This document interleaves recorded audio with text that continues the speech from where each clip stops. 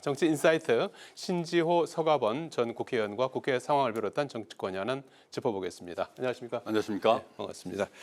자, 조금 더 공부를 하면 좀 부끄러워질 것이다. 김지표 의장의 발언입니다. 그래서 지금 민주당에서 다음 주 목요일에 국회의장 경선을 하게 되는데 거기서 사실상 그 선출되는 분이 국회의장이 되는 셈이죠. 물론 이제 본회의 표결이 남아 있긴 합니다만 이제 거의 뭐 다음 주에 국회의장이 선출된다 이렇게 이제 예상하면 될 것 같은데 현재 전체적으로 네 분이 나와 계십니다. 이제 박지원 당선인까지 포함하면 이제 5명이라고 이제 볼 수도 있을 것 같은데 뭐 여러 누가 될지 뭐 한마디로 오리무중인 것 같아요. 뭐 저 지지층을 대상으로 한 여론조사를 보면 추미애 당선이 좀 유리해 보이고 또 뭐 정성호 의원 같은 경우에는 뭐 친명 좌장, 그다음 조정식 의원은 이제 또 사무총장도 지냈고 해서 또 뭐 여러 가지 이제 그 의원들하고도 굉장히 그 친밀도가 있을 것 같고 또 우원식 의원도 뭐 또 아주 또 훌륭한 후보고 그런데 어떻게 예상하시는지요?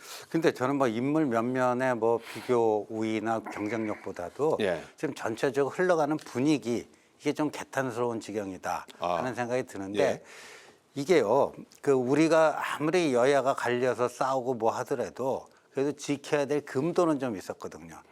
뭐 예를 들면 선거법이라든가 정치자금법 뭐 이런 것들을 법을 개정할 때는 의석수와 관계없이 반드시 여야 합의로 처리한다든가 또 국회의장이 뭐 자기를 만들어준 소속 정당은 있으나 그 친정에 너무 일방적으로 기울지 않고 최소한의 균형을 유지하면서 전체적으로 국회 운영을 하려고 하는 거 이런 것들이 이제 우리 국회의 소중한 전통이고 앞으로 더 계속 발전해 나가야 되는 거라고 생각하는데 그런 점에서 퇴행하고 있는 게 아닌가.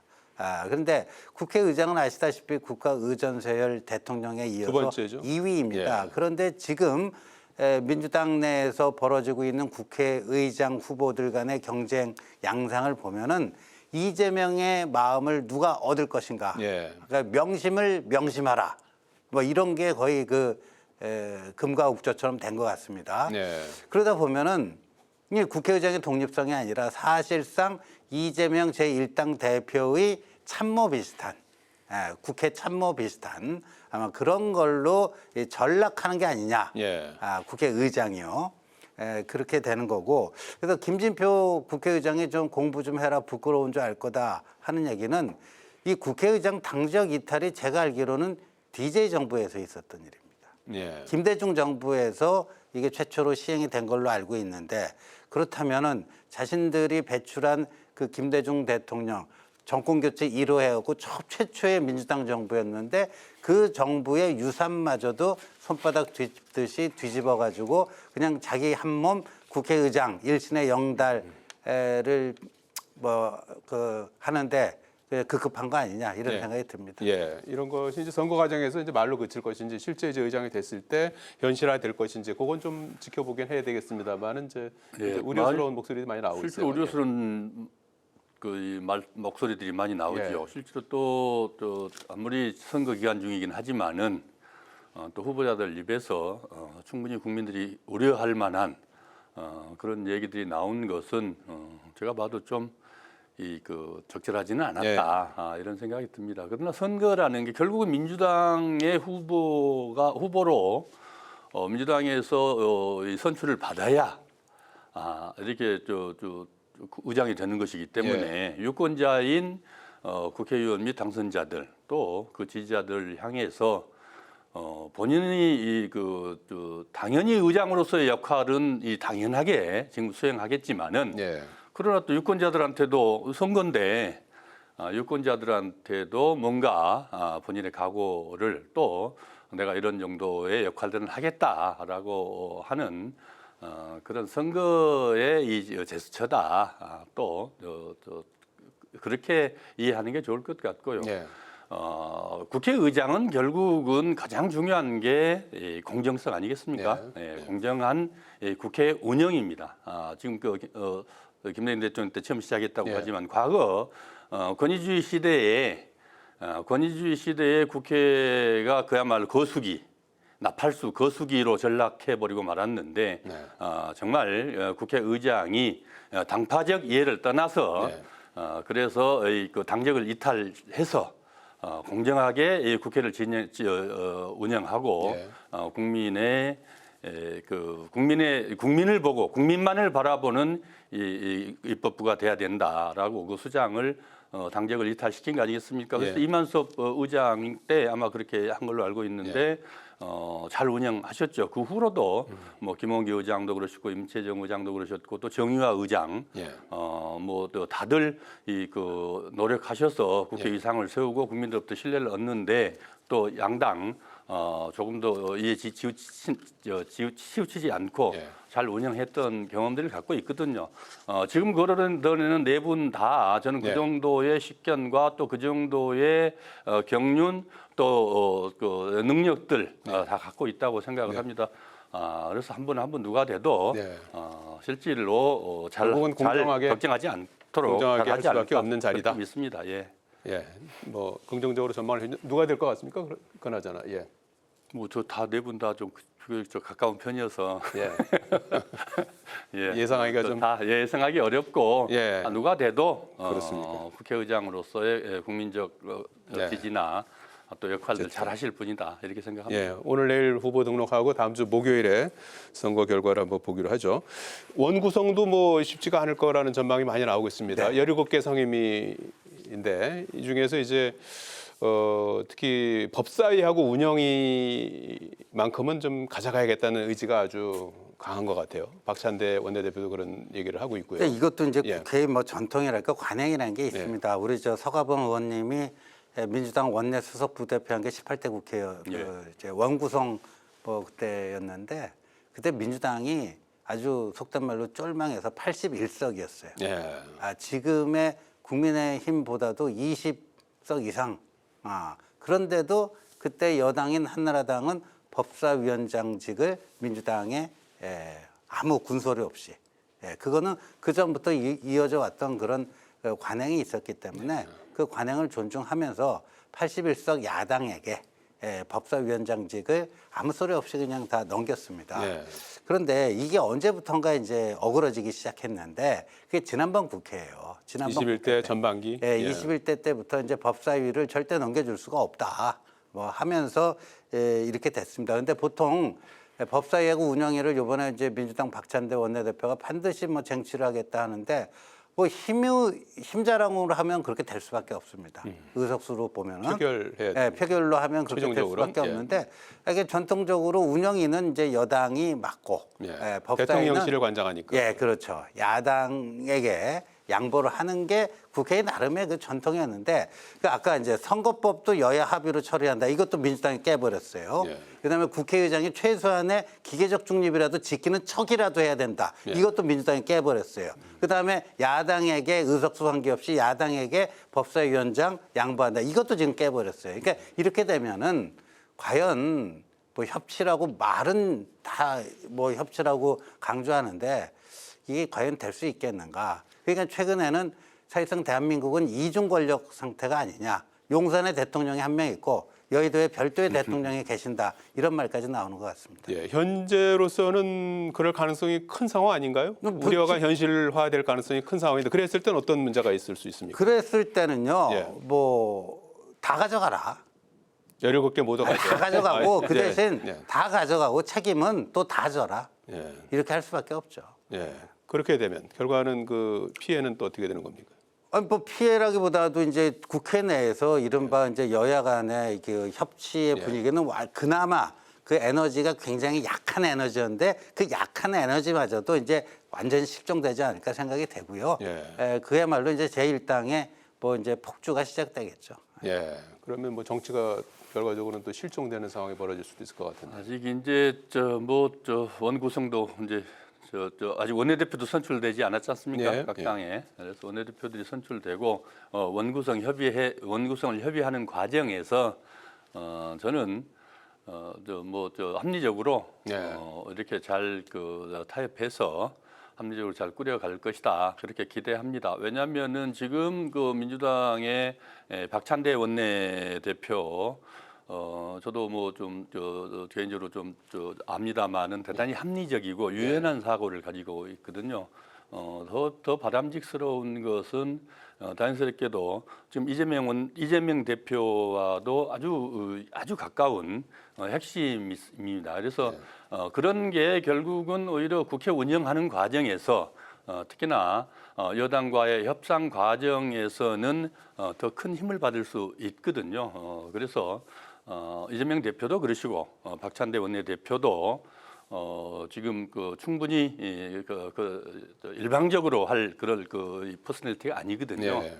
그런 것들을 기대하고 관행대로 의석수대로 의석수 비율로 이 상임위를 구성을 하겠지만은 결국 법사위하고 운영이 아니겠습니까? 네. 법사위는 그런 관행상 야당에게 배분을 했고 운영위는 사실 원내 일당이 운영위는 맡도록 돼 있었던 것입니다. 그러나 21대 때 전반기 원구성이 파행을 겪으면서 좀 다르게 운영이 됐었는데 또 운영위 정도는 민주당 원내 일당이 가지고 법사위는 야당에게 가지 않을까. 그게 또 통상의 관행이고 또 국회의 또 질서였기 때문에 그 틀을 벗어나지는 않을 거다. 법사위 운영 중에 하나 정도. 어쨌든 원구성이 무엇보다도 중요하고 또 국민들의 기대가 큰 22대 국회 아니겠습니까?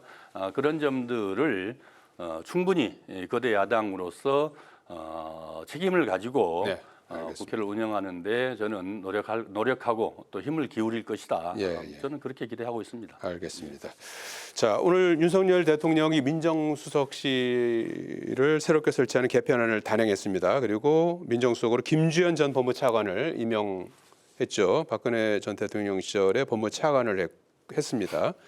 그래서 이제 사정 기능은 빼고 민심 청취 기능 중심으로 운영할 거라고 이제 하는데 야권이나 일각에서는 이제 사정 기관을 장악하고 또 사법 리스크에 대응하기 위한 것이다. 이런 이제 의심의 눈초리를 보내고 있어요.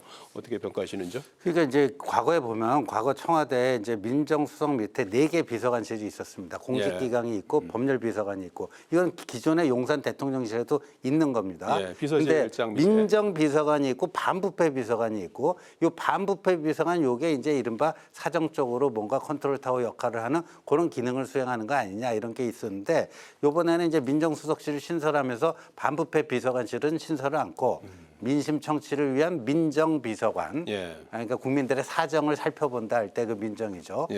그건데 근데 이렇게 한만 얘기를 하더라도 야당에서는 의심을 하고 언론에서도 뭐 약간 저게 정말이야? 액면 그대로 저 말을 믿어도 될까? 뭐 이렇게 되는데 뭐 보면은 이제 이게 사정 기능이 사정 컨트롤 타워 역할을 하는 게 민정수석이 과거에도 보면 내놓고 하는 건 없거든요.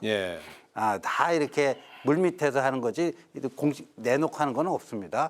그다음에 이제 검찰 인사에 과연 민정수석실에서 개입을 할 것인지 말 것인지 그것도 굉장히 중요한 포인트거든요. 그러니까 그거는 일단 여기서 시작을 하지만 이게 정말 오늘 대통령실의 발표대로 백성들의 사정을 살피는 민심 청취로 갈지 아니면 역빌로 세서 진짜 사정에 뭘로 갈지는 앞으로 이제 확인이 돼야 되겠죠. 네, 앞으로 좀 더 지켜봐야 된다고 하는데 일각에서는 이제 민정수석에 이제 검찰 출신이 앉으니까 이게 민심 청취를 위한 게 맞느냐 이런 의견이 걱정스럽죠. 기왕에 우리 신현의 말씀대로 기왕에 이제 제도를 보완해서 이 만용을 부린 거 아니겠습니까? 사실 청와대 시스템들을 다 전통을 가지고 국정을 운영하는데 필요한 그 시스템인데. 사실상 좀 만용을 부린 거죠. 민정비서관, 민정수석실을 없앤 것은 그래서 필요해서 한 건데 그러면은 국민들의 오해 또 야당의 불신 이런 것들을 충분히 없앨 때부터 그렇게 생각을 했었잖아요. 그걸 같이 개혁 프로그램으로 그렇게 자랑을 했으니까 그러면은 새로 신설했으면은. 그런 정도 오해, 검찰 출신이 아니어도 뭐 할 사람도 많거든요. 그런 오해는 좀 불식시키는 인사였으면 더 좋았겠다라는 생각이 들고 아쉽고요. 두 번째 지금 말씀하셨습니다마는 결국 민정의 핵심은 결국 대통령 친인척 플러스 그다음에 그 국가 정부 정부의 각종 모든 법률뿐만 아니고 예. 기관 관리까지 다 하는 거거든요. 예. 그다음에 인사도 담당을 합니다. 그러면은 결국 민정에서 추천도 하고 검증도 할 거거든요. 그럴 수밖에 없어요. 지금까지 그렇게 해왔으니까 예. 용산도 지금 그렇게 해왔지 않습니까? 그러면은 아무리 사정 기능을 없앤다 해도 예. 공직자들의 인사권을 민정이 갖게 되는 건데 결국 추천과 검증까지 같이 하는 막강한 권력을 갖거든요. 예. 그게 다입니다. 사정 기능의 다는 인사거든요. 예. 추천과 검증권까지 다 갖고 있는데 검찰뿐만이 아니고 모든 공직자들, 심지어는 사법부의 그 대법관 인사까지도 예. 추천을 합니다만은 결국 그 진행은 민정수석실에서 진행을 하거든요. 예. 그런 점에 있어서 그런 시스템이 좀 더 정교하게 보완돼야 되고 국민들의 오해를 불식시킬 수 있는 정말 말 그대로 오해다라고 예. 주장하면은 그런 것들이 말로가 아니고 예. 시스템으로 정확하게 이렇게 그 정비가 돼야 된다. 그렇지 않고서는 돌아가는 타불이 되는 거겠죠. 예, 민정수석실이 어떻게 운영되는지도 앞으로 좀 지켜볼 대목인 것 같고요. 모레 취임 2주년 기자회견 예정돼 있습니다. 이 재작년 8월에 취임 100일 기자회견 이후에 이제 1년 9개월 만에 이렇게 일문일답으로 기자회견은 처음이라고 하는데요. 어떤 부분이 꼭 좀 담겨야 된다고 보시는지요? 그간에 이제 너무 그 1년 9개월 만이다. 그러니까 예. 너무 그 오랜만에 하게 되기 때문에 이번에는 좀 충분한 시간을 가지고 그 기자들이 이제 국민을 대신해서 국민의 알 권리를 충족시키기 위해서 또 국민의 궁금증을 해소하는 데 필요한 질문들을 던지지 않을까 보여지고요. 예.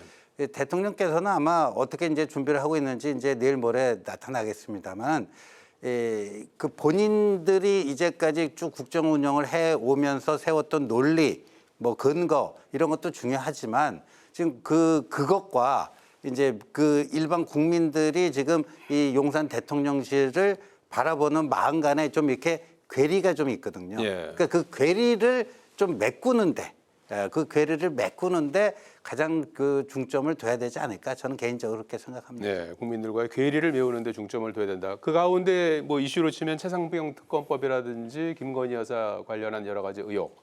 여기에 대해서도 과연 어떤 답변이 나올지 이 부분도 상당히 주목. 결국은 핵심이죠. 부분이에요. 예. 그 털고 가지 않고 무슨 예. 뭐이그 변해 국정이 방향이 변했다, 예. 변한다.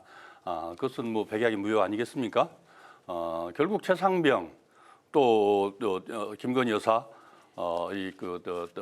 특검 이거는 디올백 네. 사건 비롯해서 도이치 모터스 사건, 그다음에 양평 사건까지 다 있지 않습니까? 네. 그런 거 하나하나들을 털고 가는 것이 결국은 윤석열 대통령의 국정 운영의 변한 모습이라고 국민들은 이해할 것이라고 생각합니다. 털고 간다는 거는 수용해야 된다는 수용해야 되는 말씀이신가요? 것이죠. 수용해라가 총선의 요구 아니었습니까? 예. 홍성 국민들의 요구였고요.